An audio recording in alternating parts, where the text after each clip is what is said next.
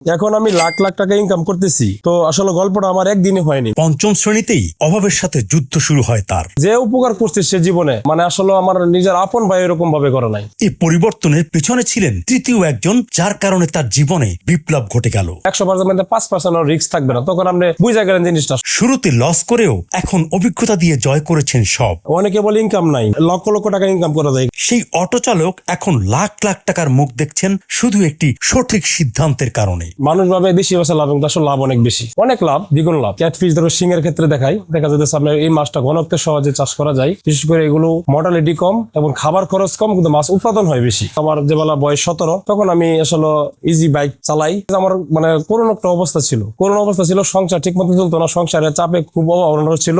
ওটার উপরে চালাই, তারপর 4 বছর চালাইছি আমি এভাবে। আসলে তেমন সংসার চলে না, অভাব লাগেই থাকে। তারপর আমি এক বন্ধুর সাথে যোগাযোগ করি, যে মানে সে হ্যাচারিতে কাজ করে, পরে হ্যাচারিতে যাই। পরে বললো যে তোকে আমি কিছু দেখাই, তুই নিজে নিজে যদি কর্ম করতে পারস তাহলে আশা করি এখান থেকে তুই ভালো কিছু করতে পারবি। তখন আমাকে সেই ব্রিডিং এর কাজ শিখাইলো, 2 বছর আমাকে দেখাইলো। 2 বছরে মাছের কাজ কাম কিভাবে করে, মাছ কিভাবে ব্রিডিং করে, মাছ এইভাবে আর কি আমাকে সেই মাছের জগৎটাকে মোটামুটি আমাকে স্বপ্নে পরিণত করে দিছে। কিন্তু এরকম ভাবে পরিণত করছে যে আসলে আমার এটা মানে নিজের আপন ভাইও করে নাই। লাভ দেখা যাচ্ছে 1 কেজি রেনু দেখা যাচ্ছে আপনার 5,000 টাকা কিনা পড়ে, সেক্ষেত্রে দেখা যাচ্ছে আমার 1.5 লাখ টাকা বেচে কিনা হয়, 2 লাখ টাকা বেচে কিনা হয়। সেই ল্যাপটা আমাকে বুঝে, সেই ল্যাপটা আমার মাথায় ঢুকে পড়ছে। এই শুরু করলাম।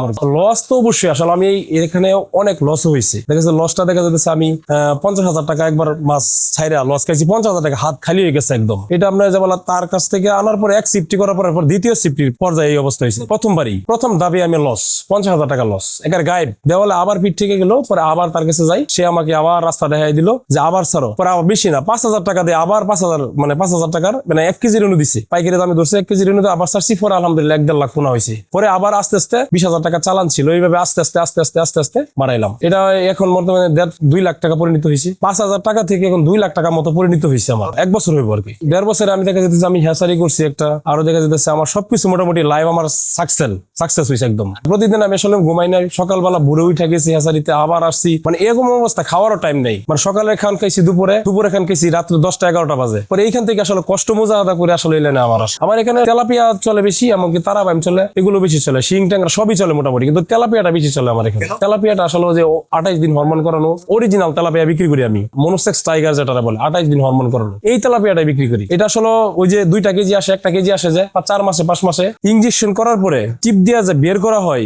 এটাই হচ্ছে কঠিন ধাপ। মাছটা যেবেলা বের হবে পেট থেকে বা বাচ্চা দিবে, রেণুটা দিবে, তখন কঠিন ধাপ। এই ভিতরে যদি মিস্টেক হয়ে যায় রেণু মায়ের আর হবে না, মারা যাবে। এটার মিস্টেক, এটা আবার নতুন করে দেখা যাচ্ছে আবার 1 সপ্তাহ পরে আবার শুরু করতে হবে। এটা এনো দেখা যাচ্ছে অনেক টাকা রেণু নষ্ট হয়ে যায়, প্রায় 1.5 লাখ 2 লাখ টাকা 5 লাখ টাকার মতো নষ্ট হয়ে যায়। তখন আসলে কিছু করার থাকে না, ভাই। রিস্ক থাকে। দেখা যাচ্ছে আমাদের যে পোনাটা পরিবহন করি, পোনাতে যেমন অক্সিজেন করি, তখন যে বাসে পাঠাই আমরা, পরিবহনটা প্যাকেটে যদি পরিমাণে বেশি দেই, তখন এই রিস্কটা থাকে। এর আগে কোনো রিস্ক থাকে না আমাদের। মাছটা শাওয়ারিং খাওয়ায়া সুন্দর করে পেট থেকে মনে করেন যে খাবারটা সরাইয়া, তারপর আপনি দেখা যাচ্ছে সারা বাংলাদেশে ডেলিভারি করার পরে এখানে মানে সুন্দরভাবে দেখা যাচ্ছে প্যাকেটে আপনি দিতে পারেন 500, যদি 1,000 দেন, তখন মারা যায় মাছগুলো।